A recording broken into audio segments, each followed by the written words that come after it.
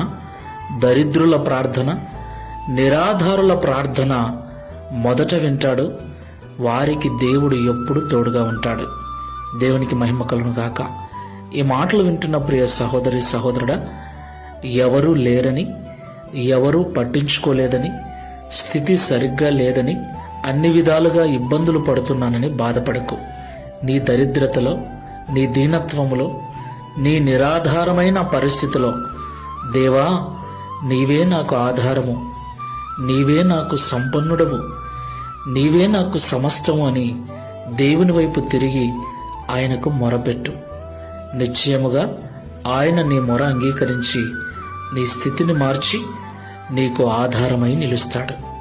ప్రార్థన చేసుకుందాం.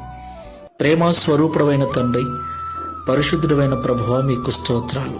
దరిద్రులు, దీనులు,